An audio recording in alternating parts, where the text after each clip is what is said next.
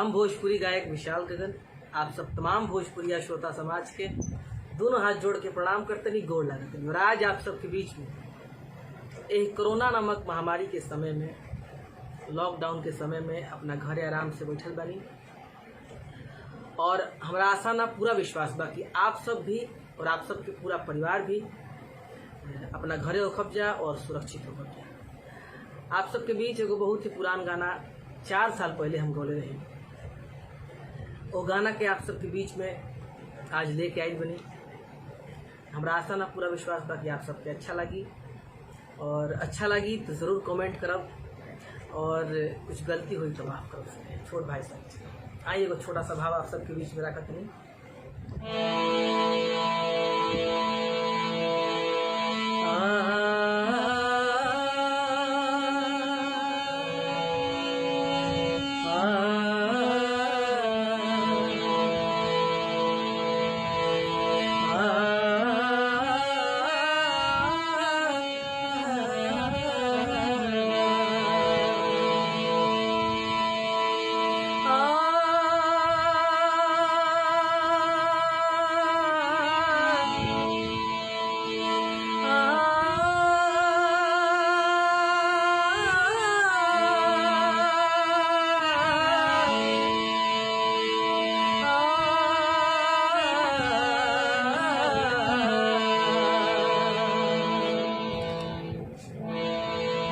देखिए वो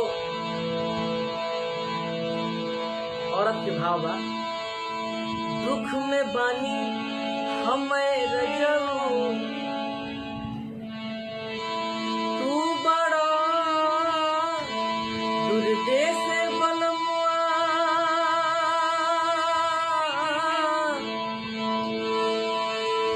और बिरहा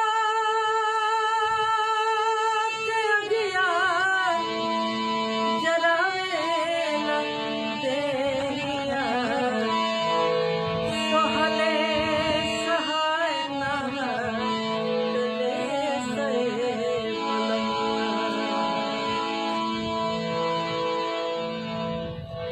छोड़ी गव नहरी सहरी काटता रचानी,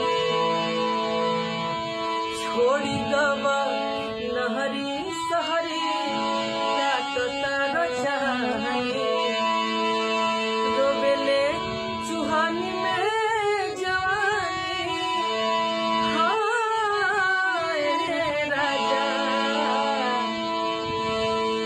रोवेले सुहानी में जवानी हर बला मरौरा बहरा में बहानी, छोड़ी गव नहरी सहरी काटता रचानी, छोड़ी गव नहरी सहरी काटता रचानी, रोवेले सुहानी में जवानी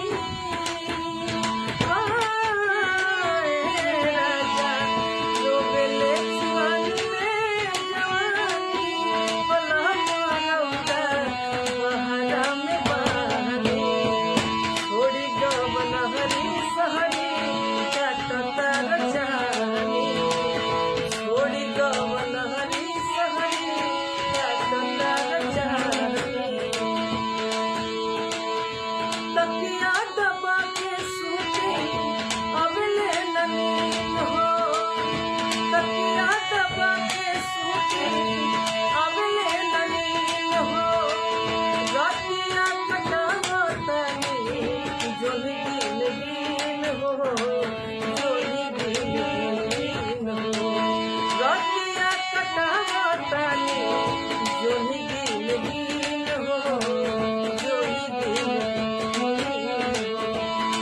और क्या कहता रे लगता कि एने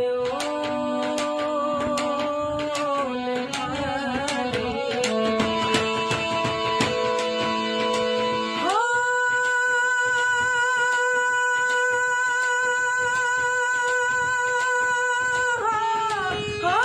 सैया लगता कि एने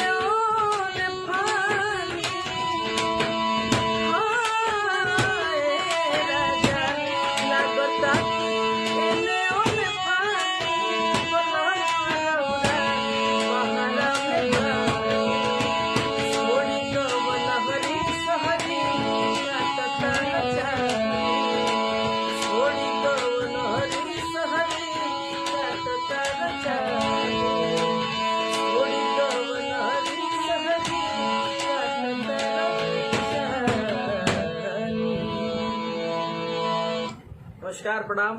अच्छा लगी तो ज़रूर कमेंट्स करब और अपना आशीर्वाद प्यार यही तरह अपना छोट भाई के बनौले रही। जय हो भोजपुरी।